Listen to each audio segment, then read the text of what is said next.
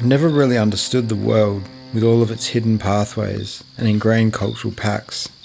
The hardest element to navigate has been external obligation, those things that detract and subsequently dilute the process of making. Creating control-based works within the landscape shows me a way to navigate not this world, but a way to create and inhabit other worlds.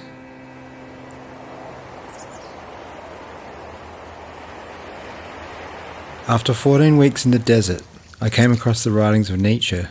One of his works immediately stood out for me. Thus spoke Zarathustra. This dissection of past, present and future provided an insight and the first glimmer of a roadmap for existence. I'd never encountered anything like this, and it turned me on my head. I desperately wanted to investigate this path in a concentrated and dedicated mode. I suppose that's what the last 3 years have been about.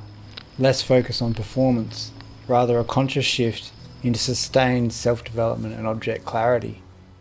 From this manifesto of ideas, the Elemental series was written in 3 hours. It quickly became apparent this complex and substantial series would take a lot of time and focused efforts to define and prepare for. To be honest, I didn't really know what to expect, or how to even go about starting this exploration of self and practice. Being an all-or-nothing person, I opted for total immersion.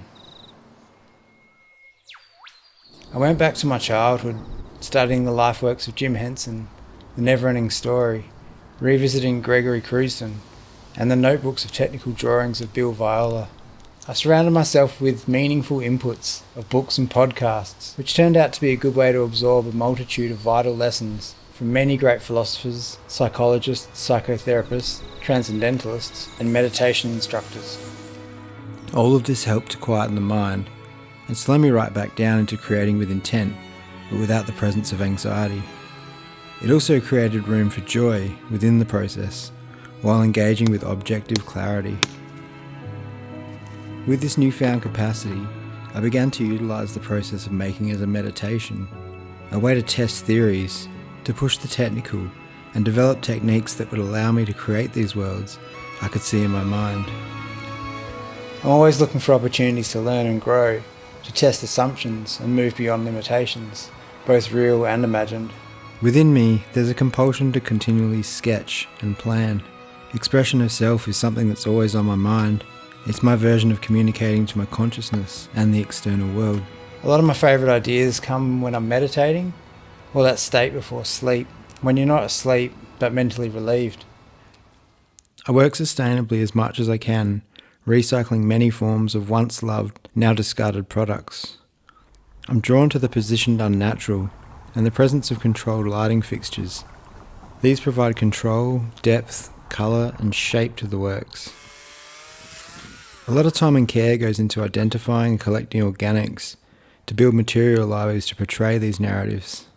Plants are also cultivated from seedlings to be transported and utilised in world building.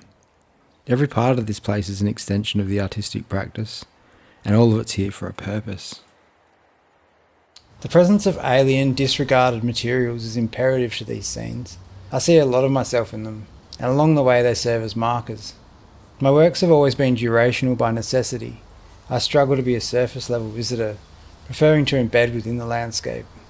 I think that speaks to the attempt to internally combat the temporary nature of existence.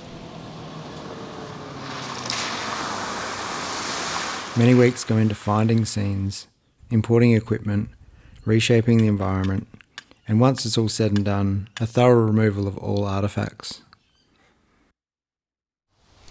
10 years ago I wasn't really in a great place. I didn't really want to leave the house, but a neighbour provided me with vases.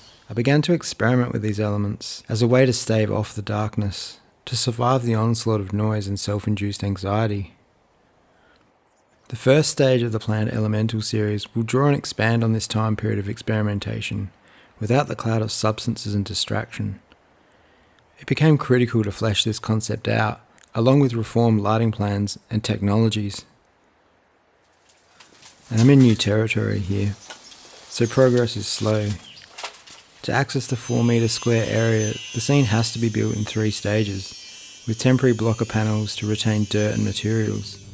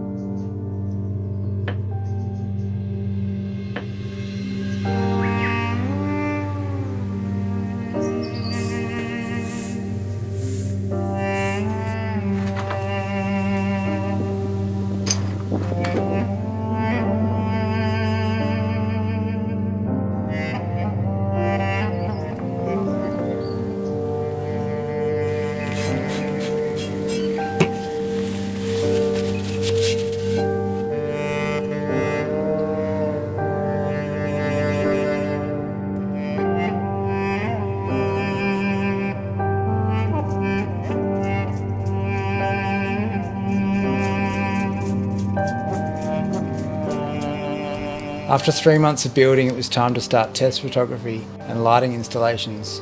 This is usually my favourite part.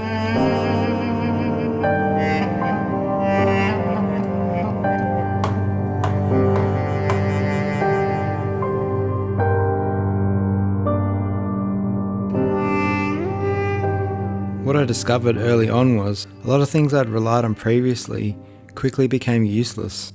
I'd found early success with overhead lighting. I'd become reliant on this though, through assumption, under the pressure of performance mode.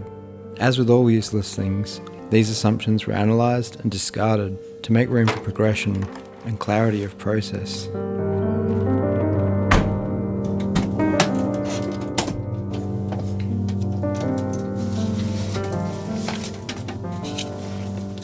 Scenes have their own unique compositions through the eye of the camera, so there's a lot of repositioning of rocks and plants. There's also a lot of walking back and forth. Sometimes I feel a bit like a goat, wearing a clearly defined track back to the camera position. Extensive note-taking happens within this time, and that helps to identify what is missing from the works. Some of these missing elements were a day's drive away to the north.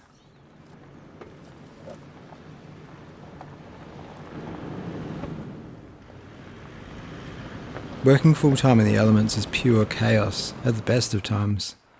While away on the foraging trip, a violent storm passed through the gorge.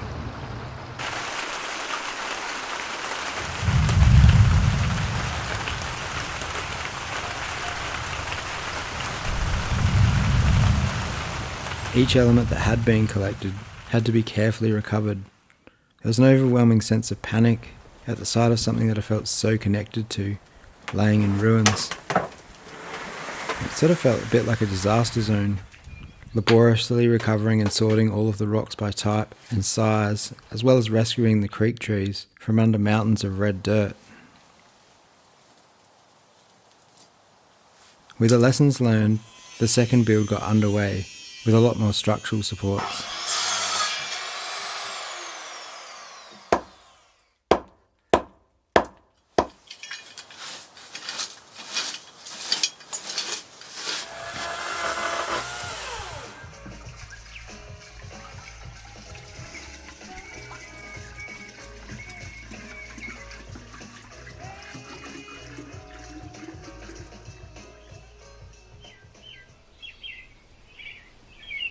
There's a rich immersion that occurs living and working within these closely curated spaces.